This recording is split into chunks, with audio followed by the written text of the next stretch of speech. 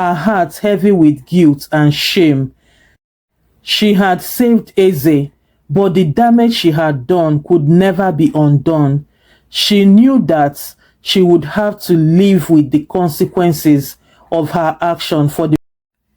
Yes, I found the Dibia, Uche said, his voice heavy with weight of what he had learned, and he revealed the truth to me.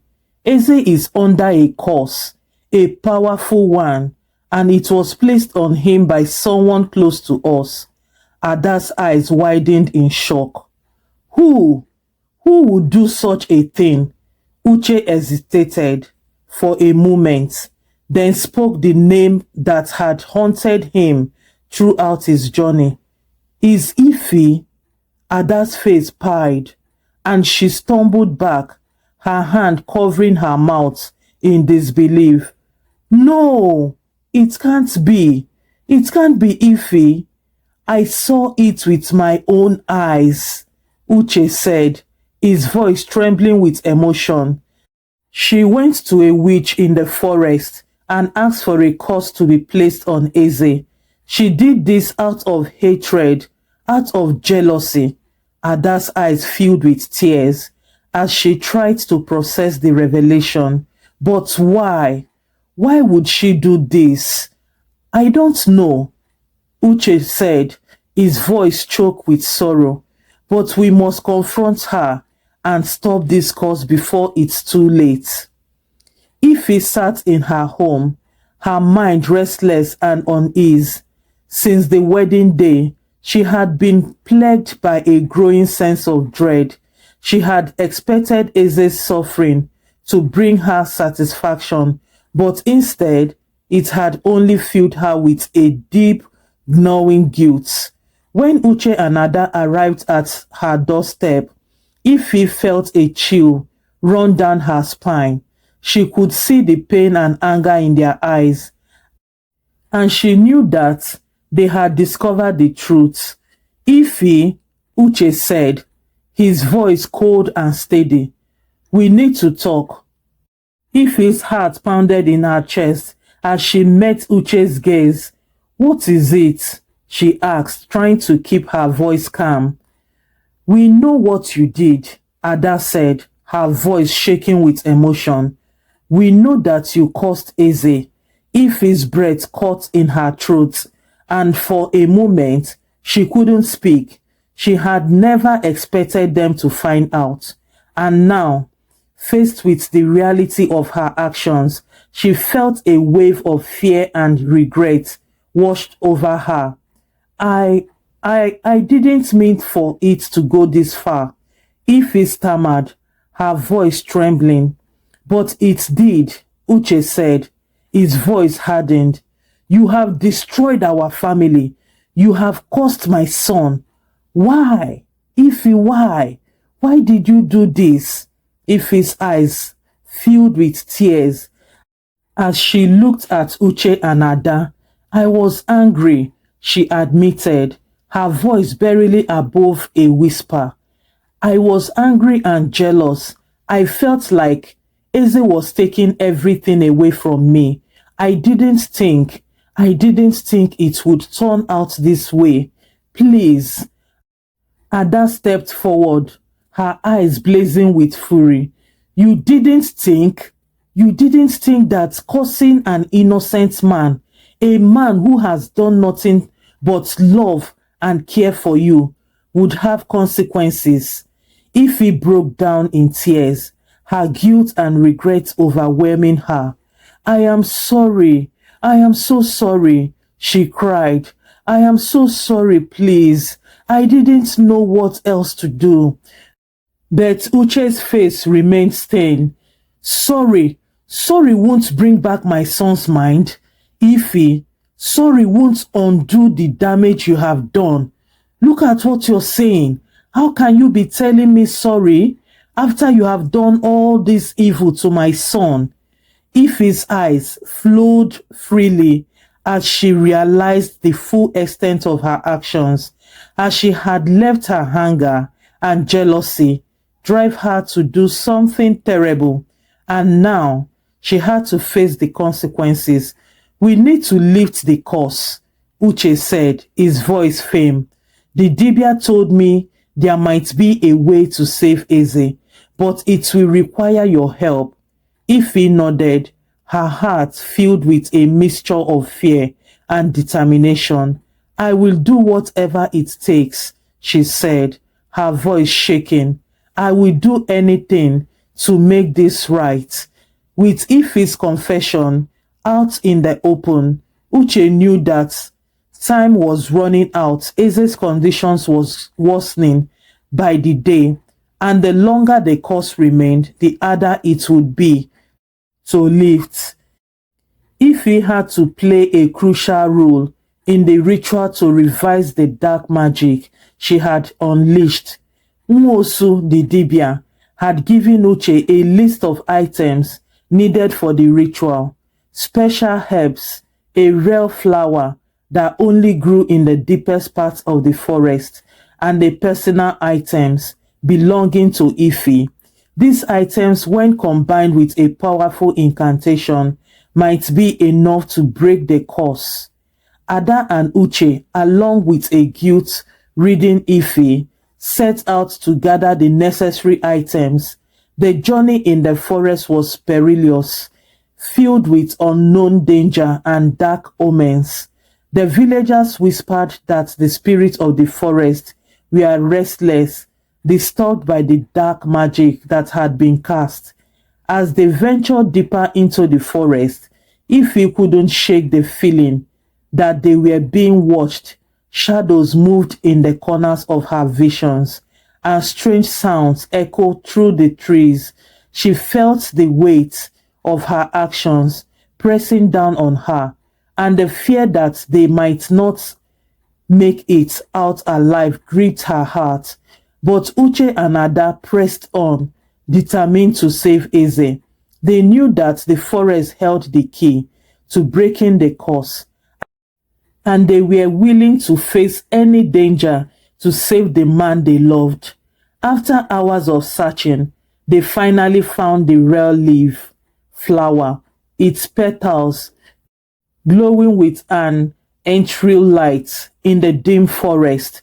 It was beautiful, but there was an ominous air about it, as if the flower itself was aware of the dark power it was about to be used against. With the items in hand, they returned to Obunike, where Nwosu was waiting. The Dibia prepared the ritual, drawing intricate symbols on the ground and placing the herbs and flower in a circle around Eze, who lay unconscious, his face pale and drawn. Ife, Nwosu said, his voice commanding, "You must step into the circle. The curse was born from your hatred, and only you can release its hold on him." Ife hesitated, fear gripping her heart. But she knew she had no choice. She had caused this suffering, and it was her responsibility to end it. She stepped into the circle, her hands trembling. Nwosu began to chant, his voice raising and falling in a haunting rhythm. The air in the room grew thicker with energy, and Ife felt a strange sensation washed over her, as if the spirits themselves were watching. As the chanting grew louder, Ife felt a dark presence stir within her. It was the curse, the darkness that had taken hold of Eze's mind. She could feel it resisting, fighting to stay alive. But Ife was determined. She focused all her energy on breaking the curse, on undoing the harm she had caused. She could feel the darkness losing its grip, but it was a battle of wills, and the curse was strong. Suddenly, Eze's body convulsed, and a terrible scream tore from his throat. The sound echoed through the room, sending a chill down everyone's spine. But Nwosu's chanting didn't stop. He pressed on, his voice unwavering, and slowly the darkness began to recede. The air in the room grew lighter, and Ife could feel the curse breaking, its power fading. Finally, with one last burst of energy, the curse shattered. The darkness was gone, and Eze fell still, his breathing steady. Ife collapsed to her knees, tears streaming down her face. The weight of what she had done and what she had also lost was overwhelming. Uche rushed to his son's side, his heart pounding. Eze, he called. He called his name, his voice trembling. Slowly, Eze's eye fluttering open, he looked around the room, confused and disoriented, but his eyes were clear, free from the madness that had consumed him. "Father," Eze whispered, his voice weak. Uche's heart swelled with relief and joy. He pulled his son into a tight embrace, tears streaming down his face. "You are back, my son," Uche whispered, his voice choked with emotion. "You are back."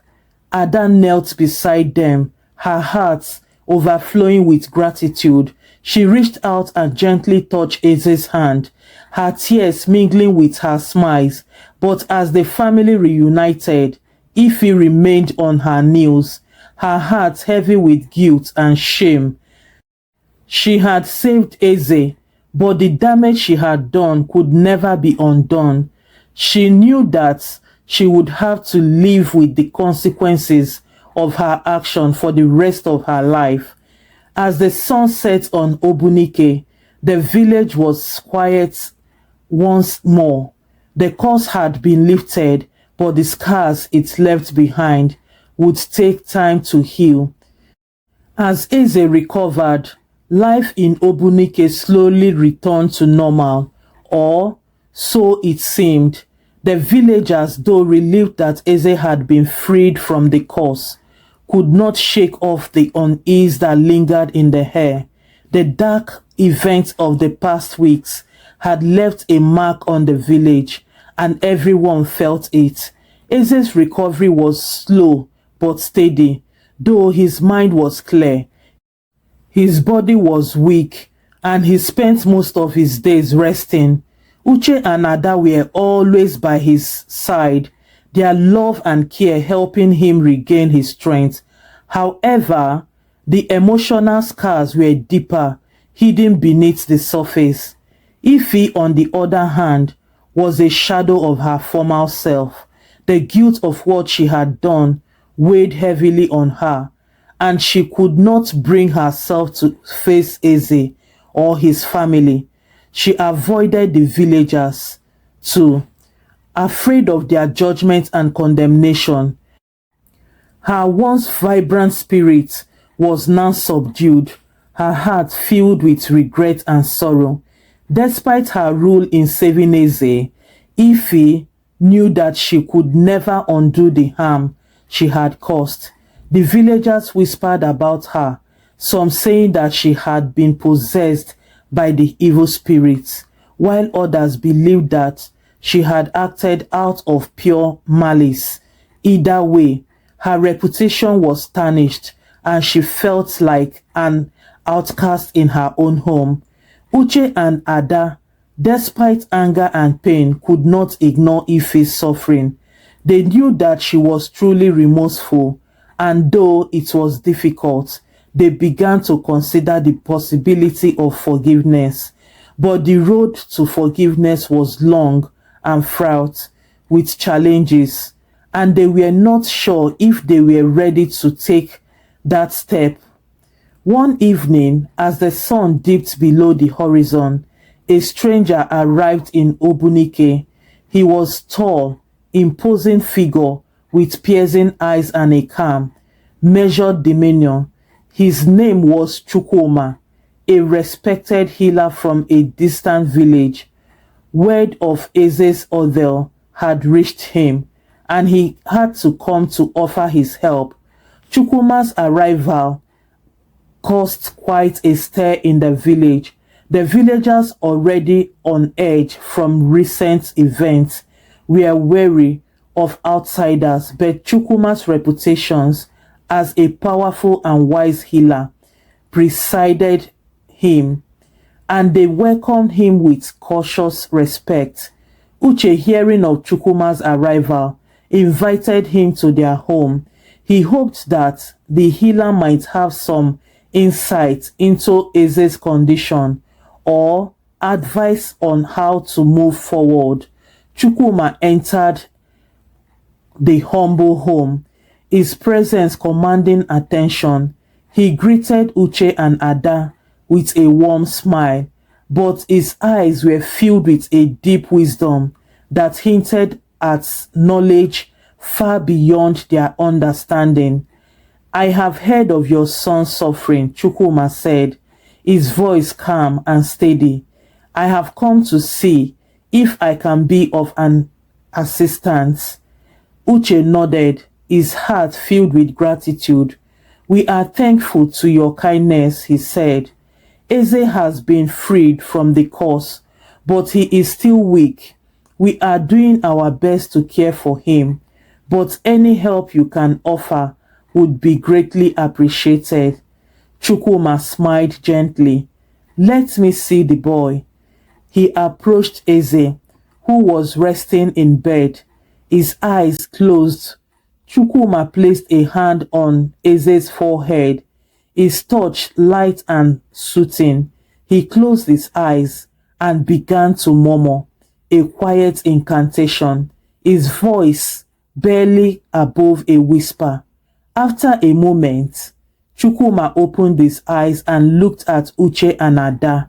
"The curse has left him," he said, "but its remnants still lingered in his spirit. He is not fully healed. It will take time and patience, but with the right care, he will recover." Uche and Ada exchanged relieved glance. They had feared that Eze might never fully recover, but Chukwuma's word gave them hope. "There is something else," Chukwuma added, his voice lowering. "The darkness that afflicted your son has not completely left this village. It still lingers, waiting for an opportunity to strike again." Ada's eyes widened in fear. "What do you mean? Is Eze still in danger?" Chukwuma shook his head. "Eze is safe for now, but the darkness that caused his suffering was not just the result of the curse. It was drawn to something in this village, something that has yet to be revealed." Uche frowned, his mind racing. "What could it be? We thought the curse was the only source of the darkness." "The curse was a catalyst," Chukwuma complained, "but there are forces at work here that go beyond that. The darkness fed on negative emotions, anger, jealousy, fear. It grows stronger when these emotions are present." Ada's heart sank as she realized that Chukwuma was saying the cause had been fueled by Ife's jealousy and anger, but those emotions were still present in the village. If the darkness was drawn to them, then the entire village could be at risk. "What can we do to protect ourselves?" Uche asked, his voice filled with concern. Chukwuma looked thoughtfully for a moment. "The first step is to cleanse the village of any lingering negative energy. This can be done through a ritual of purification, but more importantly, the people of Obunike must come together. They must set aside their differences and work towards peace and harmony. Only then can the darkness be truly banished." Uche and Ada nodded, understanding the gravity of the situation. The events of the past weeks had sown seeds of discord and fear in the village, and it could take a great effort to heal those wounds. The next day, Uche called a meeting in the village elders leaders. He explained what Chukwuma had told him, emphasizing the importance of unity and harmony in overcoming the lingering darkness. The elders listened carefully, their voice grave as they absorbed the gravity of the situation. The head of the village council, Chief Okoye, spoke up. Uche is right, he said, his voice firm. We cannot allow fear and anger to divide us. We must come together as a community, as one family, to protect our village. The elders agreed and plans were made for a village-wide purification ritual. Chukwuma would lead the ceremony with the help of Aunty Ngozi and other healers. The ritual would be a symbolic cleansing of the village, but it would also serve as a reminder of the importance of unity and forgiveness. On the day of the ritual, the entire village gathered in the central square. The atmosphere was tense, but there was also a sense of hope in the air. The villagers had come to understand that they needed to support one another if they were to overcome the challenges they faced. Chukwuma and Aunty Ngozi led the ritual, chanting ancient prayers and scattering sacred herbs to cleanse the village of any lingering negative energy. The smoke from the herbs filled the air, and the sound of the chanting echoed through the village, creating a sense of calm and peace. As the ritual came to an end, Chief Okoye stepped forward to address the villagers. Today, we have taken the first step towards healing the village, he said, his voice strong and steady. But the work does not end here. We must continue to support one another, to forgive and to strive for harmony. Only then can we truly banish the darkness that has plagued us. The villagers nodded in agreement, their hearts filled with a renewed sense of purpose. They knew that the road ahead would be difficult, but they were determined to walk it together. While the village was beginning to heal, Ife's struggle was far from over. The guilt and the shame she felt were like a heavy weight on her soul, and she could not bring herself to face the villagers. She knew that she had to seek for forgiveness, but the thought of doing so filled her with dread. One evening, as the sun was setting, Ife gathered her courage and made her way to Uche's home. She knew that she had to apologize to Eze and his family, to ask for their forgiveness, even if she did not deserve it. When she arrived, Ada greeted her at the door, her expression unreadable. "What do you want, Ife?" Ada asked, her voice cold but not unkind. I came to apologize," Ife said, her voice trembling. "I know that what I did was unforgivable, but I'm truly sorry. I never meant to cause so much pain." Ada studied Ife for a moment, her eyes filled with a mixture of emotions. "Eze is still recovering," she said finally, "but you can speak with him if you want." Ife nodded, her heart pounding as she followed Ada into the house. Eze was sitting up in bed, looking pale but stronger than before. When he saw Ife, his expression softened, but there was a deep sadness in his eyes. "Ife," Eze said quietly, his voice hoarse. "Why?" Ife's eyes filled with tears as she knelt beside his bed. "I was angry," she admitted, her voice choked with emotion. I let my jealousy consume me, and I did something terrible. I am so sorry, Eze. I don't mean it to be like this. I could take it back, but I can't. All I can do is ask for your forgiveness. Eze was silent for a long moment, his eyes filled with pain, but then he reached out and took Ife's hand in his hand. I forgive you, Ife, he said, his voice gentle. But forgiveness is not enough. You also need to forgive yourself too. Ife's eyes flowed freely as she realized the truth in Eze's words. She had been punishing herself for her actions, but in order to truly heal, she needed to let go of her guilt and begin to forgive herself. Ada, who had been watching silently, finally spoke up. We all make mistakes, Ife. What matters is what we do to make things right. You have a long way to go, but you can start by helping to heal this village. We need you. Ife looked up at Ada, surprised by her words. You want me to help? Ada nodded. Yes, we need everyone's help to heal the wounds that have been caused. You have a part to play in that.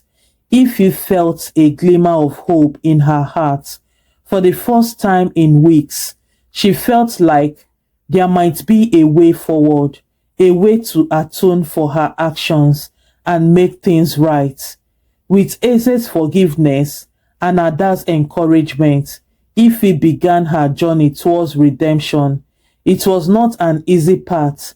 Many of the villagers still viewed her with suspicion, and some openly shunned her. But Ife was determined to make amends, and she threw herself into helping the village heal. She worked alongside Aunty Ngozi and other healers, learning the art of herbal medicine and offering her assistance to those in need. She also took part in the community's efforts to build the bonds that had been strained by the curse and its aftermath. Slowly but surely, the villagers began to see Ife's sincerity. Though they were still wary, they could not deny the effort she was putting into making things right. Over time, some of the villagers began to warm to her, offering her words of encouragement and support. As if he worked to heal the village, she also worked to heal herself. She spent time in quiet reflection, seeking to understand the emotions that had driven her to such a dark place. She realized that she needed to confront her own insecurities and fears if she was to truly move forward. With the help of Chukwuma, Ife began to explore her past, uncovering the roots of her jealousy and danger and anger. She had always felt overshadowed, always feared that she was not good enough. But through her journey, she began to see that these feelings were not based in reality. They were a result of her on her own insecurities. As she faced this truth, Ife felt a weight lift from her shoulders. She was not yet free from the guilt, but she was beginning to understand that she had the power to change, to become a better person. As the weeks turned into months, life in Obunike began to return to a semblance of normalcy. The village had been through a great ordeal, but the community had grown stronger as a result. The bonds between the villagers were tighter, and there were a renewed sense of unity and purpose. Eze's recovery was slow but steady. He was regaining his strength, though the memories of his ordeal still haunted him. He was determined to move forward. He spent his days helping his father with the farm, enjoying the simple pleasures of life that he had once taken for granted. If he continued to work hard to earn the trust and respect of the villagers. She knew that she could never undo the past, but she was determined to build a better future. She became an integral part of the community, using her newfound skills to help those in need. One day, as the sun set over the village, casting a warm golden light over the fields, Eze and Ife found themselves standing together, looking out over the horizon. They had both come a long way, and though there were still challenges ahead, they were ready to face them together. Do you think we will ever be able to forget what happened? Ife asked quietly, her eyes filled with a mixture of hope and uncertainty. Eze shook his head, a small smile playing on his lips. I don't think we should forget, he said. What happened changed us, made us who we are today, but we can choose how we move forward, how we use what we have learned to build a better future. Ife nodded, feeling a sense of peace washed over her. She knew that the road ahead would not be easy, but the first time in a long while, she felt ready to face whatever challenges lay ahead. As the sun dipped below the horizon, casting the village in a soft, warm glow, Eze and Ife stood side by side, looking towards the future with hope and determination. Just when it seemed like peace had finally returned to Obunike, a new threat emerged.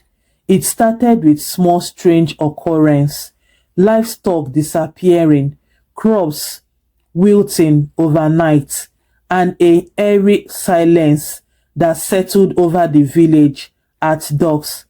The villagers who had just begun to relax felt a new wave of fear washed over them. One evening, as Uche and Ada were discussing the day's work, a frantic knock came at their door. It was Nnamdi, a farmer from the outskirts of the village. His face was pale, his eyes wide with fear. Uche, you have to come, Nnamdi gasped. Something is wrong, something terrible. Uche immediately grabbed his walking stick and followed Nnamdi out of the house. Ada closed behind. They hurried through the village, the unease in the air growing stronger with every step. When they reached Nnamdi's farm, they were met with a disturbing sight. The once thriving fields were now barren, the crops withered and lifeless. The air was thick with a foul smell, and the earth itself seemed to pulse with a strange, unnatural energy. What happened here? Ada whispered, her voice trembling. I don't know, Nnamdi replied, his voice shaking. It happened overnight. One day, the crops were fine, and the next, everything was dead. And it's not just here. Other farms are starting to experience the same thing. Uche knelt down and touched the soil. It was cold to the touch, as if the life had been drained from it. This isn't natural, he said, his voice filled with concern. This is something else, something very dark. As they stood in the middle of the dead field, a cold wind blew through the village, carrying with it the faint sound of whispering voices. The villagers who gathered together felt a chill run down their spines. We need to find Chukwuma, Uche said, his voice filled with urgency. He will know what to do. Chukwuma was already aware of the strange occurrence when Uche and Anada arrived at his home. He had sensed the shift in the village energy, the dark presence that had begun to seep into the land. This is not a natural blight, Chukwuma said, his voice grave. Is a malevolent force at work here, something that seeks to undo the peace we have fought so hard to achieve. What can we do? Uche asked, his heart heavy with fear. We thought the darkness had been banished, but it seems like it's only growing stronger. Chukwuma nodded, his eyes filled with a deep understanding. The darkness was never fully defeated, he explained. It was weakened, but it still lingers, waiting for the right moment to strike. And now, it seems that moment has come. What do we do now? Ada asked, her voice filled with worry. We must prepare, Chukwuma said firmly. This is not a battle that can be fought with weapons or strength. It is a battle of the spirit, of the mind. We must gather the villagers, strengthen our bonds, and face this darkness together. The storm was only a prelude to the true battle that awaited them. Inside his hut, Chukwuma prepared for the final ritual again. He could feel the darkness closing in, drawn by the power of the ritual and the fear of the villagers. But he was not afraid. He had faced the darkness before, and he would face it again, no matter the cost. As the time for the ritual approached, Uche, Eze, and Ife stood together, their hearts filled with a mixture of sorrow and hope. They had lost a great leader and friend, but they knew that his spirit would always watch over them. In the days that followed, life in Obunike slowly returned to normal. The villagers rebuilt what had been damaged in the storm, and the fields that had withered began to flourish once more. Ife, who had played a key role in the battle against the darkness, was finally accepted by the village as one of their own. She continued to walk alongside Aunty Ngozi, learning the ways of healing and protection, determined to carry on Chukwuma's legacy. Uche and Eze, too, found peace in the aftermath of the battle. They had faced the darkness together and emerged stronger for it. Their bond as father and son was unbreakable, forged in the fires of adversity. As the village flourished, the memory of darkness faded, but it was never forgotten. The villagers knew that they must always be vigilant, for the darkness would always seek a way back into their world. But for now, they celebrated their victory and honored the memory of those who had fought to protect them. And as the sun rose over the village of Obunike, it brought with it the promise of a brighter, better future. Thank you so much for watching this story. I am truly grateful. And please do not forget to drop in the comment section what you learned about this story. And please subscribe, like, and share this story to your loved ones and your friends. Until I bring another heartwarming, beautiful story your way. Bye.